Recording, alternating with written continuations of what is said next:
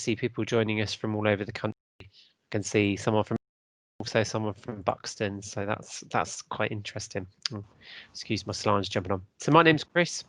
I'm the Student Recruitment and Outreach Manager here at the University of Chichester. So one of the big parts of my job is going out to schools and colleges when we're able to, and also lots of different events to talk about the whole of the application journey to university, from kind of inception and research right the way through to bits around finance and accommodation as well.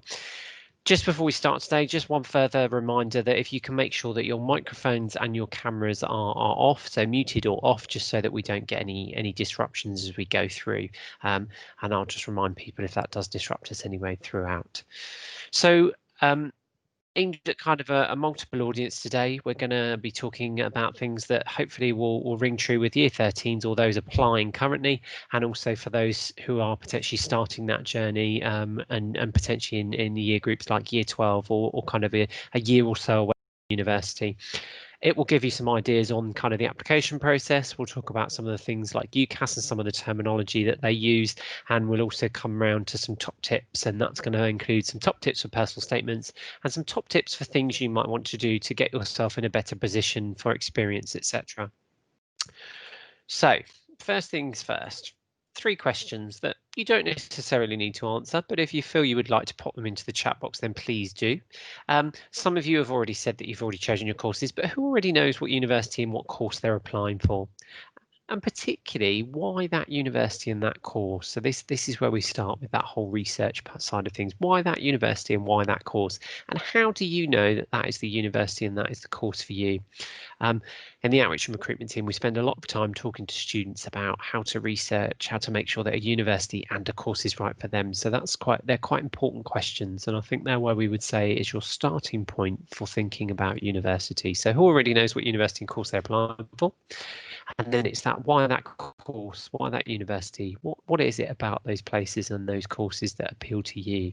And we're going to work in this presentation about some of the things that we would encourage you to think about as you go through.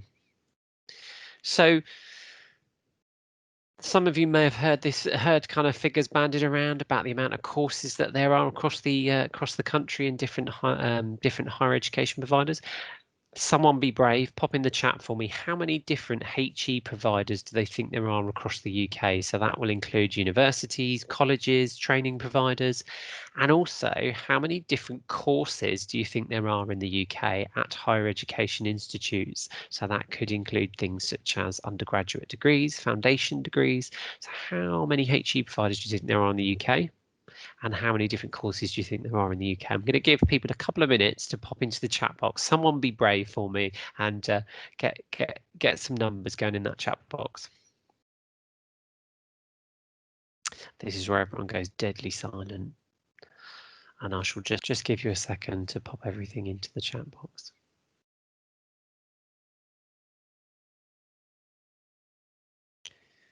No one's willing to have a little guess. That's fine. What I shall do is I shall move on to my next slide and give you those figures. Oh, well done. So someone has put 1,000 in there. So not a bad guess. And actually, a lot of the time when I ask this question, people are very kind of go for a low figure. And what there are is actually over 50,000 different courses across the country. So there are 50,000 different courses at universities, colleges, higher education providers, lots of different places. So there's about 400 providers in the UK that deliver higher education, and there is 50,000 different courses that there are.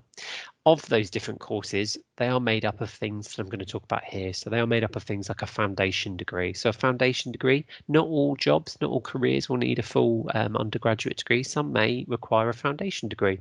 These can be done in kind of 2 years, or they can be done over a kind of a part-time schedule, and sometimes can fall into 3-4 years plus. So there's something that is one of the options that are out there.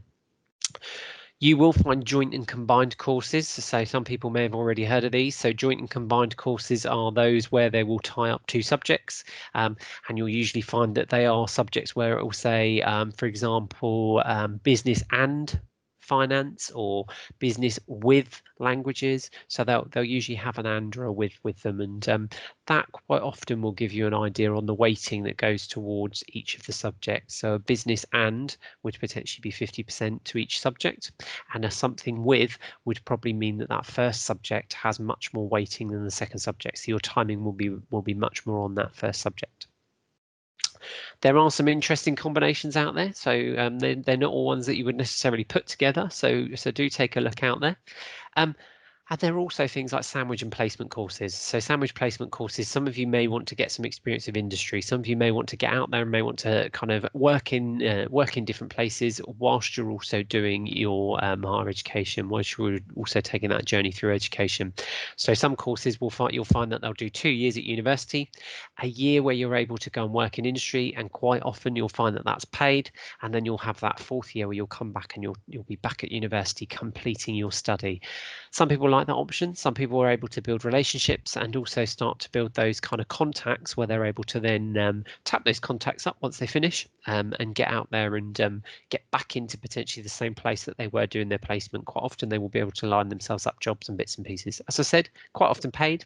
And I like to say in a normal year, when the world isn't quite so crazy, students go all over the place. We've had students go as far as kind of South America, New Zealand, work in ski resorts, outdoor centres, all sorts of different things.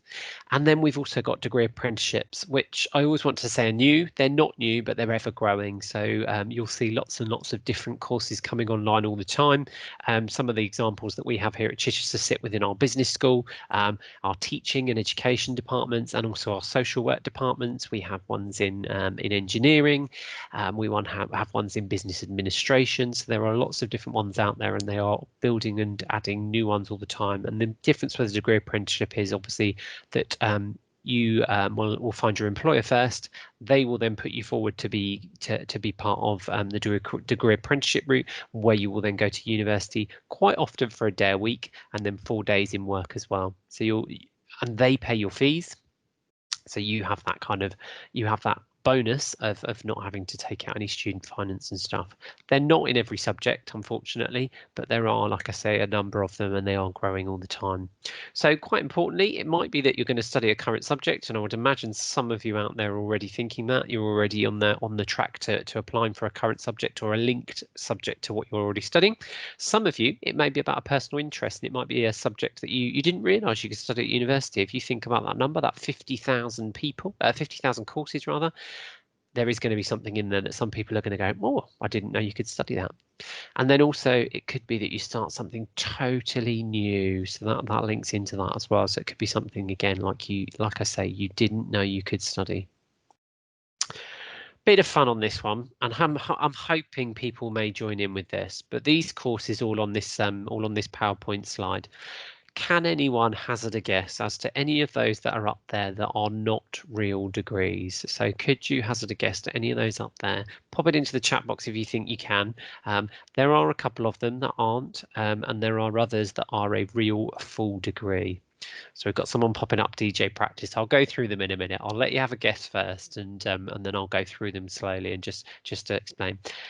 Kind of put this slide in just to explain that there are lots of different courses out there. Some of them to some people will be crazy ideas, and some of them to some people will really hit a note and really people will understand them. So someone's put fashion bags and accessories. Okay, interesting. Football and music, so a combined course. Excellent. Cheese studies, yeah, so another interesting one that I'll explain in a minute. Any others that anyone wants to hazard a guess at that aren't real courses? Okay, so I'm going to start to work my way through this one, and I'm hoping my slide works properly as I go. Excellent, it does. So wine studies is in fact a real course at higher education. So its real name is that viticulture and winology, and that's at Plumpton College down here on the south coast. So there are courses, as you would imagine, there are in certain subjects that you wouldn't think about, but you probably have in the back of your mind that yes, actually, those courses probably do have a lot of study behind them. Fashion bags and accessories is another one that's real. So it's at the University of the Arts in London. So it goes into the whole industry, and a real detailed look into not only the fashion side of it, but that business side of it as well. So it's combining a few different things. Umbrella. Ballistic engine, not a real course, so it's not something that you can study as a full-time undergraduate course, but you will find that it's a unit or a module on some of the syllabuses at some universities. So understanding ammunition, understanding explosives, and those sorts of things.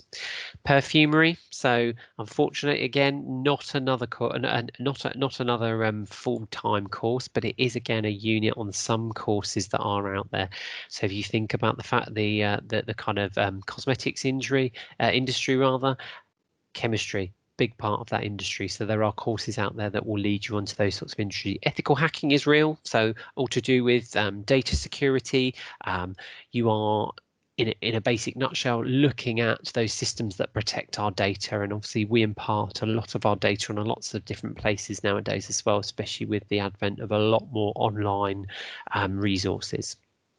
Baking science and technology, so something you can do at London South Bank University. So that's a more catering and kind of cookery based kind of course.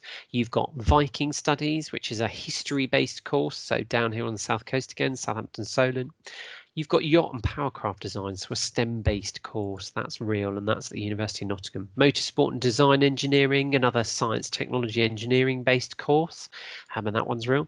DJ practice, so someone did question that one.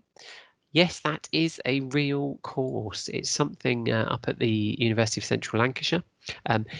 It's not as kind of obvious as it kind of says. Again, it looks down at the industry. It looks down at kind of the business side of that economy that focuses around that sort of music and DJ practice.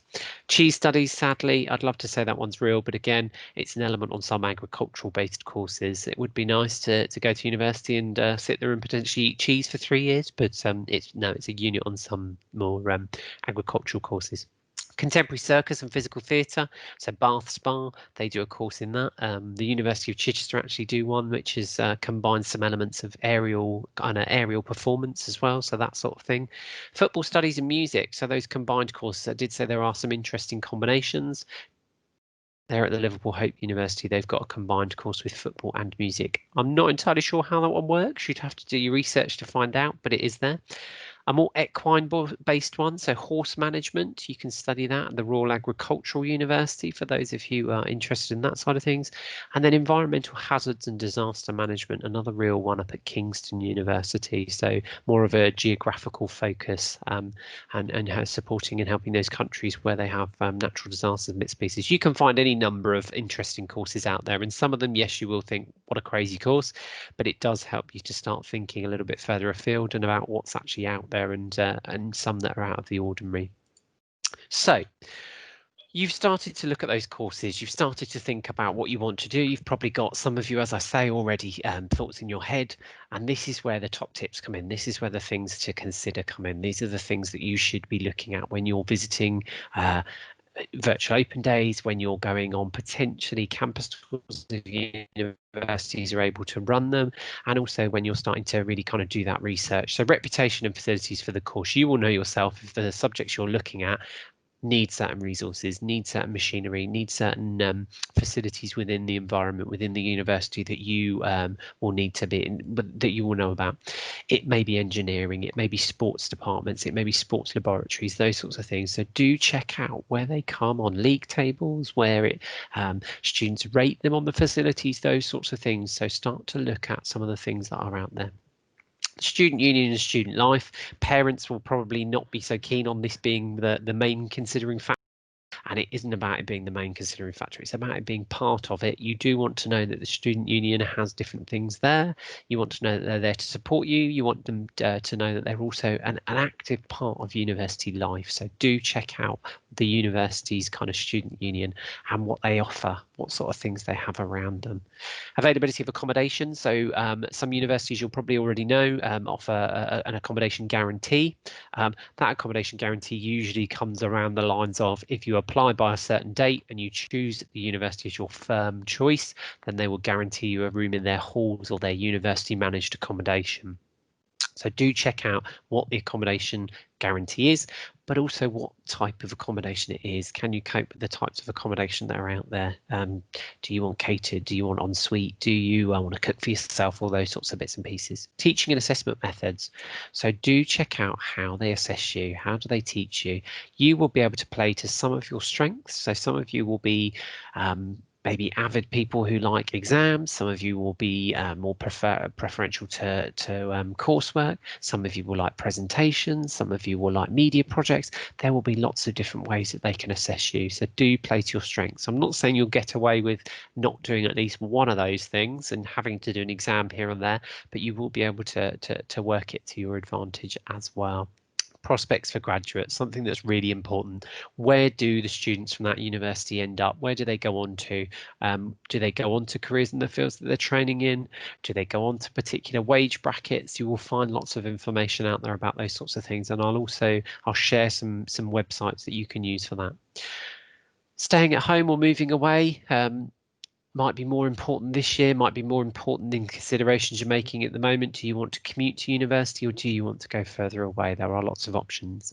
Large or small universities. So University of Chichester is about 5,500 students, and we're one of the kind of the smaller end of the country, the smaller end of universities in the country, and then at the bigger end you've got universities that have 35,000 students up there in Manchester way. So there are some really big universities. You might want that small feel, you might want that community base, you might want those small lectures, or you might want to sit in a tiered lecture theatre and kind of fade into the distance. Big city, somewhere quieter, so there's options there. You could be somewhere with a lot of hubbub, a lot of nightlife, or you could be somewhere where it's more about kind of quiet little pubs, music nights and things like that.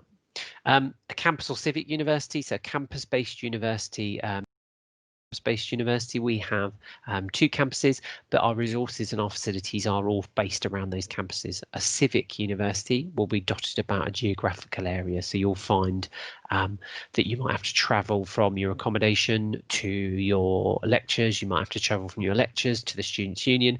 There'll be lots of different kind of ways they're laid out, but ultimately campus all in one place, civic dotted about a little bit more in a geographical area. Think about the campus you'll be based at. So importantly, universities quite often, or more often than not, will have more than one campus nowadays, or one place of study. So do check that you're on the one you're thinking about. You might think, oh great, I'm going to an example, Brighton University, but they also have a campus in Eastbourne as well. So you might be based at that campus, and that is a different place to Brighton. And then also, more importantly nowadays as well, is the pastoral support on offer. So do have a look at what they are offering around the academic studies, the academic skills. You want to make sure that there are things that might support you if you ever need it, like mental health support, like physical health support, like student finance support, all those sorts of things as well.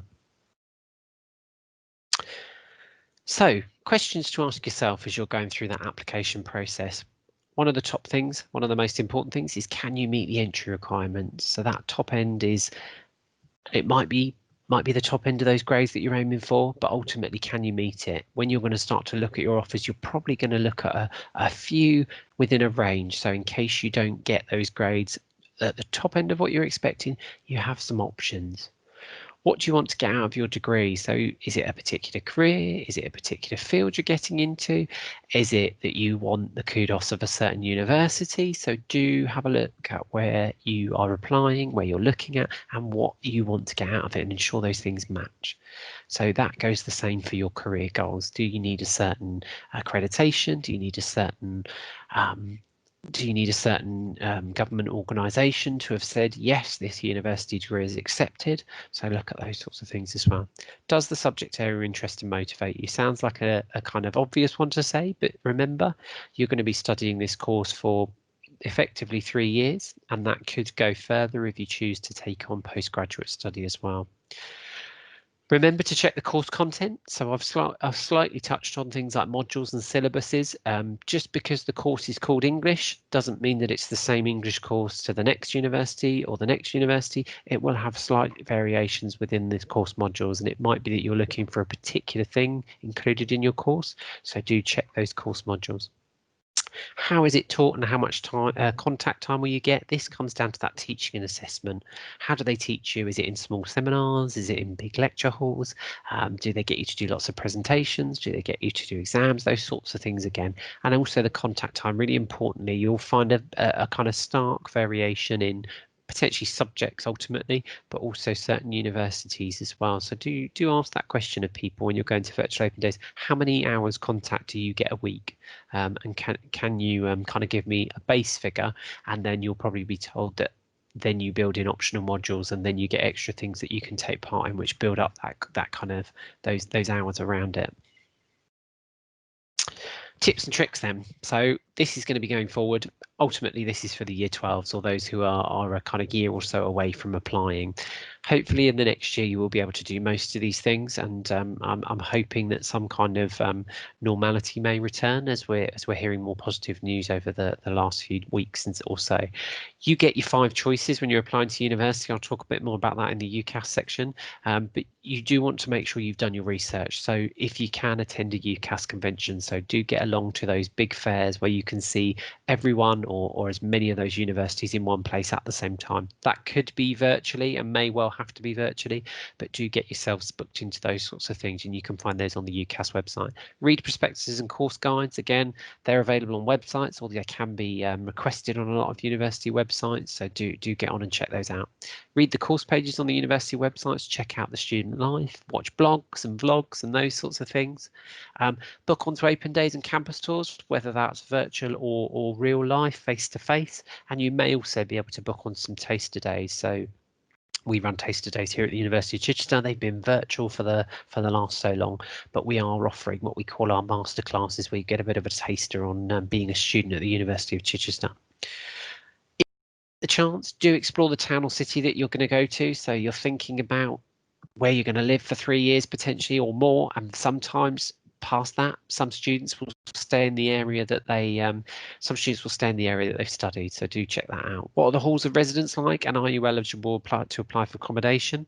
So do check out those halls, do see if you can get a tour, and just check out it is what you're thinking. Universities are all will sell their accommodation and that sort of thing, but there'll be different variations and different models of accommodation, so do go and check those out. As we said earlier, does the degree match all your requirements? Do you want, is it giving you the certain things you want? And ensure you start your application early. So it's never too early to start putting things together, start thinking about what you need to do to make sure you're ready to write that application or put that personal statement together. So the next bit is kind of the mechanics of UCAS. So I'm going to go through some of the terminology. I'm going to go through loose timeline of what the dates are and bits and pieces. So some of them aren't so set in stone. Some of them are dictated by the universities themselves. Some of them are dictated by the colleges that students attend and those sorts of things as well. So this will give you an idea on kind of where you might be at the moment. So at the moment, you are probably either, for those of you who've already applied, I apologise, some of this might have already gone for you, but you will be at that initial research stage. You'll be starting to think about what courses do I want to do, where do I see myself potentially wanting to go. You'll be playing about with those initial ideas. You'll be thinking about the courses that you might be interested in. You might be starting to use some of the websites that we'll talk about shortly. As you get towards the summer next year, and it does say June, July, some schools and colleges may start this in April, May, but you start to think about that all important personal statement. So the personal statement is something that that sells you to universities. So it's that all important part that gives you a chance to really say, this is me and this is why I'm great for the course. So it's never too early to start thinking about those things. June to November. So we've just come out of our kind of final open days.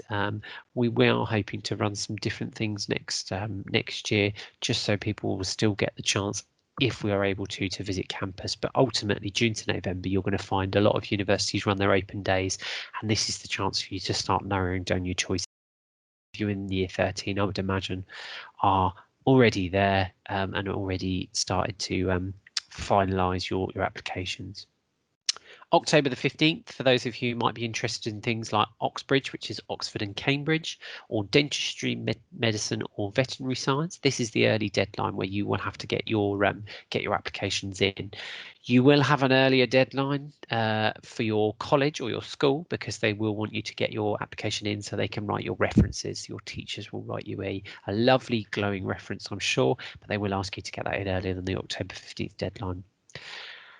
I've left the college deadline bit blank, so somewhere between kind of November and December, Christmas sort of holidays, they will ask you to get your application into college so that they can write your reference, as I've said there before. So this is for the January the 15th deadline. So when that deadline comes up, you'll have put your application into your college a few weeks earlier so they can write your reference.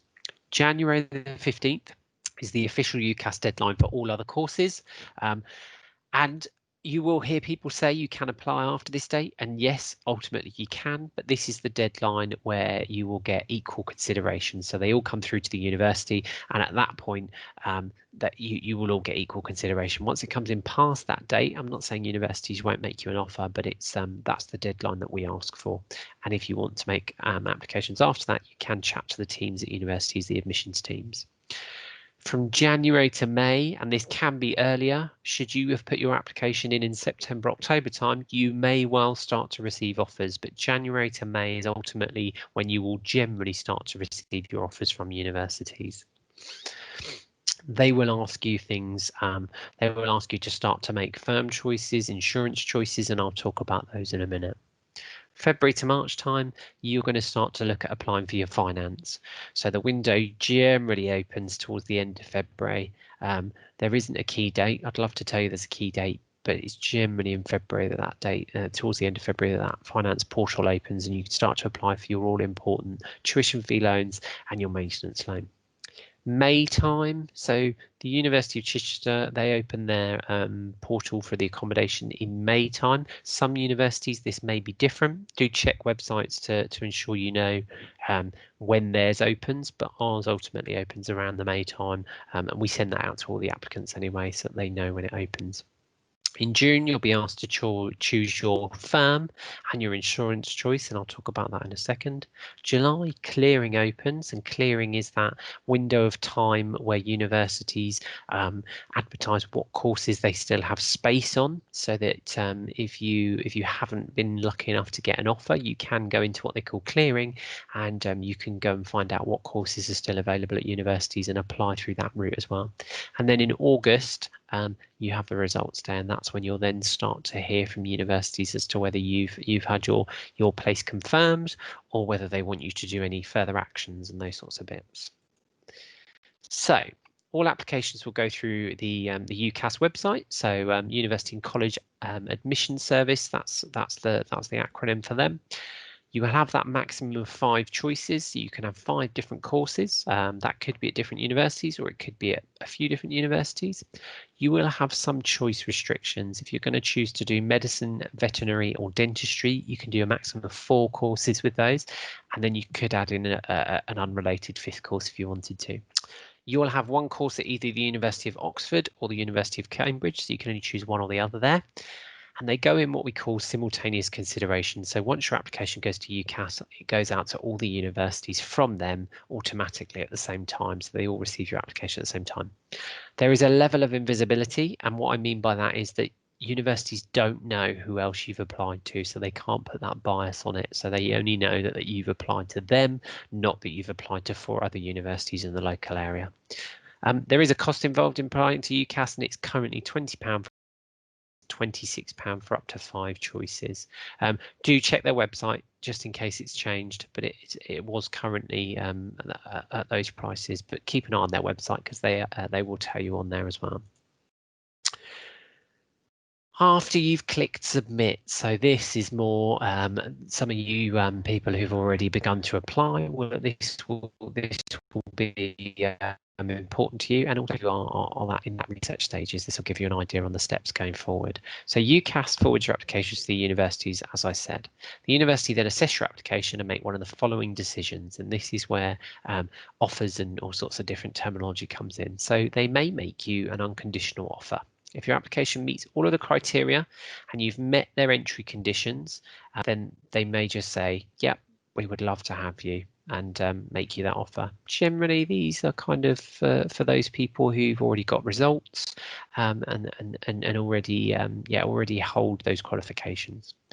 You may find you get a conditional offer, and this is probably one of the more common ones, where you'll be asked to achieve specific results in your current exams or other relevant experience they might ask for, and then they'll say, if you get, for example, 3 Bs, we would love to see you here at the university. And then when your results come through, they'll then make that assessment based on your results.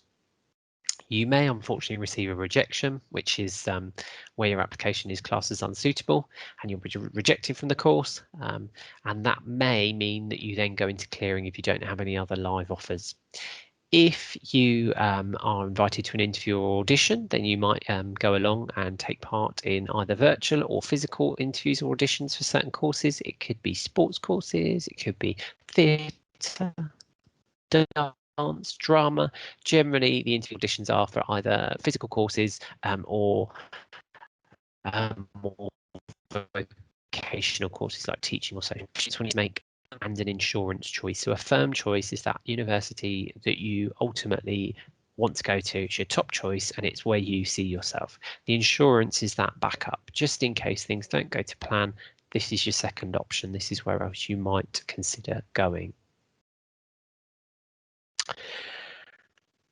Part of the process of applying, and some of you already I see are already applying, so you will have begun this process, hopefully be almost all the way through it, will be writing your personal statement. So this is the chance to show universities why you want to study the course and your interests and why you'd make that great student. It's about ultimately selling yourself to the university and saying, please, this is me, this is why I'm great, this is why I'm better than the next student. So it's a chance for you to really show yourself. You're going to include things like your personal interests and what makes you stand out. So those extracurricular activities could be membership for sports teams, uniformed groups, church groups, all sorts of different things, volunteering opportunities, lots of different things.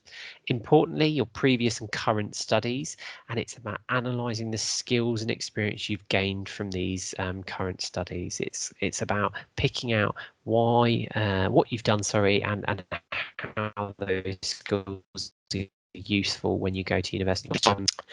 And also you could include things like your ambitions whilst at university and after graduating. What do you see yourself doing? Do you see yourself going to a particular career?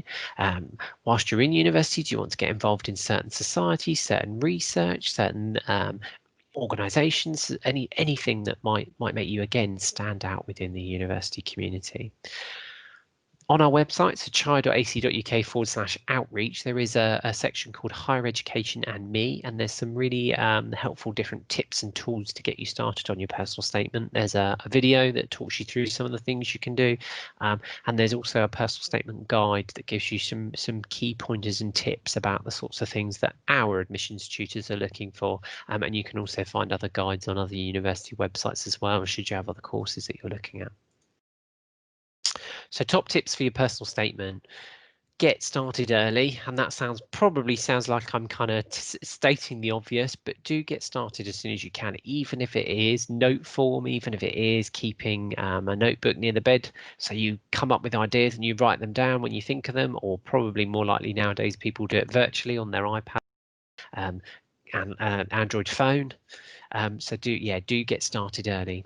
Analyze and not just describe. So as I said in that last slide, it's about analyzing your experience, not just describing it. So it's pulling out those skills and linking them onwards to university.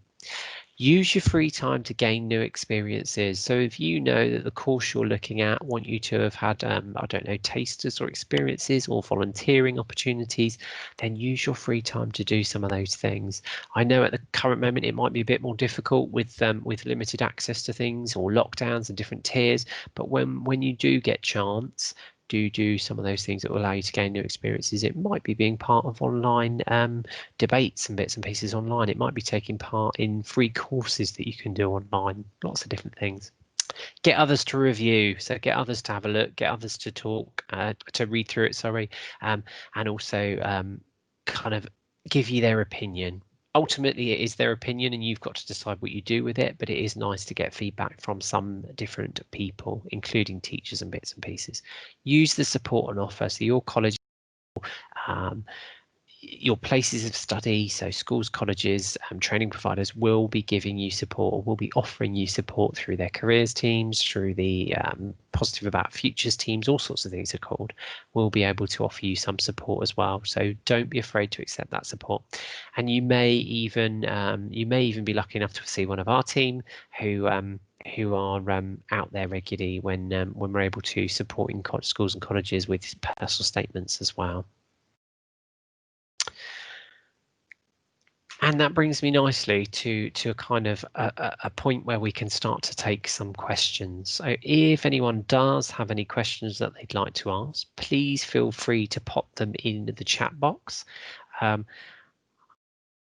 I'd like to say thank you to everyone for attending this afternoon session. I hope it's been useful, and there are other sessions coming up over the next couple of weeks. We've got one about extracurricular activities and students' union kind of activity, and we've also got one about accommodation coming up as well, accommodation at the University of Chichester. So if you haven't already, you can book onto those via the same links you've used to book onto this one.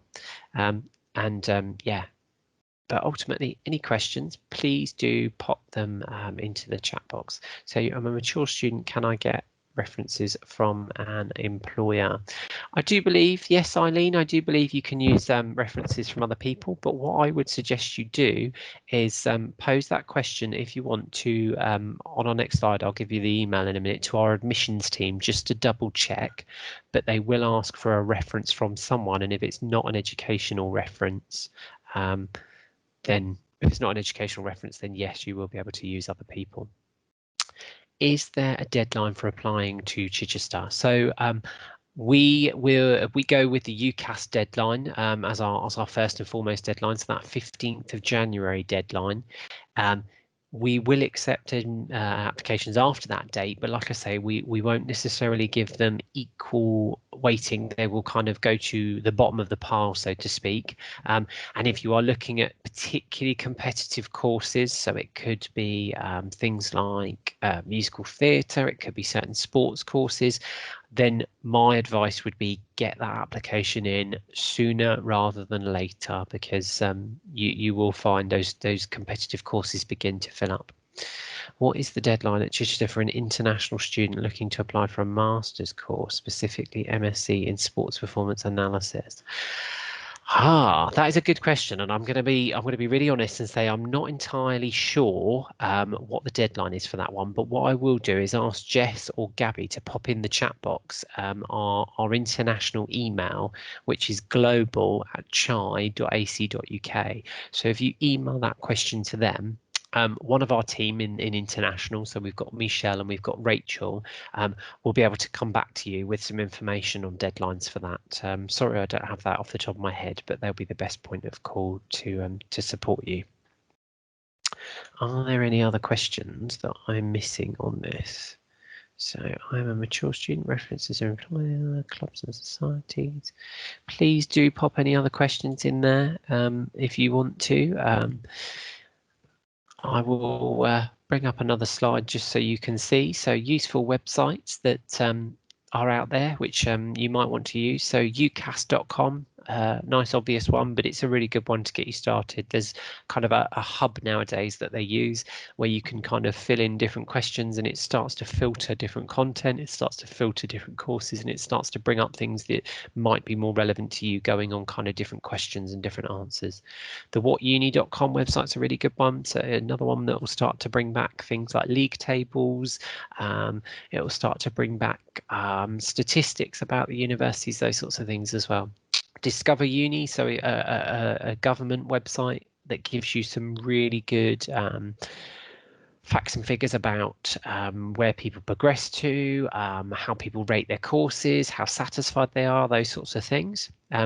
The Uni Guide, another one that's a kind of search engine, which will give you different bits and pieces to do with kind of grades and accolades that university have. The Student Room's a really good one. So the Student Room, if you've got questions and you want that student perspective, so you want to actually find out something that might be a little bit more informal, then there are different chat rooms, and universities kind of have different ambassadors and different students who are there to chat with you kind of on a more kind of informal level. And prospects as well.ac.uk is another website that's worth looking at. That'll give you some of the things to do with where students end up, some of the graduation graduate figures and those sorts of pieces as well. So I've got a question there from Lissy. So do the clubs and societies that you can join have to relate to the course that you are studying? I'll answer that, but ultimately I'll also say Gabby and Jess, who are kind of in the background, might want to chip in, but they don't know. You can join any kind of society, any sports club that you wish to. Quite a lot of people do join ones that relate to their course, but equally you may find people who are doing business who are part of the musical theatre society just because that's one of their other interests. I think I'm probably right in saying that, guys, aren't I? Yeah, pretty much. It's a good opportunity to try something completely new. Obviously, you can come to university knowing what you want to join, what you want to play or be a part of, but there's lots of different levels of each sport or each society. You can do it for fun, you can do it competitively. So it doesn't have to relate to your course at all. You can join whatever you want. And I would personally highly recommend joining a sports team or society, as it's pretty much, well, especially in my experience, where you meet your closest friends and the people you spend the most time with outside of your course. But yeah, you can join anything pretty much. Thanks, Gabby. That's brilliant. Another question there. So it says Doug, but it's Adam, I think, isn't it? Are there local jobs for students when not at university? So yes, there definitely are. We have our ambassador program, so we get a lot of students who work for the university, and that may be helping us with running big events. It may be coming into schools and colleges with us to support events. They work in the student shop. They work for the students' union, either as kind of again student ambassador style work. And you also have the local area. So we're quite lucky when we're sort of 10-minute walk from the city centre, where there's cafes, bars, which in a normal year have lots of different jobs for students as well. We've got a theatre nearby where I know some students have worked in kind of the different parts of the theatre as well. So there's lots of different work opportunities, and our employment kind of employment hub at the university are also there to help students find jobs, find local jobs and part-time jobs as well. They run some different jobs fairs throughout the year as well to get students work and find work. We've got Butlins is near our Bognor Regis campus as well, for example, and Butlins quite often employ a large contingent of students. So yeah, is there likely to be an opportunity to take a placement in regards to what is going on at the moment? If so, how is it organised? I'll ask kind of Gabby and Jess to chip in if I miss anything on this one as well. But there are still opportunities to take part in some of the parts of placement and stuff. Some courses it is actually kind of a compulsory part of the course, so those sorts of things are still happening, but there are obviously extra COVID kind of measures put in place to ensure that you are safe and that you are going into workplaces that are safe as well. But yes, if you are looking to take placements, then we are still looking to arrange those sorts of things. For example, in our office, we had a student from not from our university, but from elsewhere, who came in to work alongside our press officer for a brief time, and that was even still in this current environment. I think I'm right in saying that, Jess and Gabby, aren't I, that placements are still happening in general? Yeah, As far as I'm aware, yeah. Any other questions from people? I'm going to pop up just the last slide as we kind of finish. So these are three very good emails to have for the university if you are considering Chichester. So we've got study here at chi.ac.uk, which goes to kind of our marketing department, where they'll be able to answer lots of different questions about the university, about courses and bits and pieces, or they can direct it onto the right people. chi.ac.uk, which is sits with our team. So if you do want to ask kind of support questions, personal statement questions, anything that you think of maybe about the HE application process, then we can support you with that or direct you to the right place. And then if it's more specific to entry requirements, the admissions process, anything like that, then you can contact our admissions team, which is admissions@chi.ac.uk. So there's 3 really useful ones there that they will forward on if they don't know the answer as well. So don't be afraid to contact us and ask the question. Whether we can answer it or not, we'll find you an answer. If there are no more questions, I'm going to say thank you very much for joining us today, and have a lovely evening, and stay safe. Thanks ever so much for joining.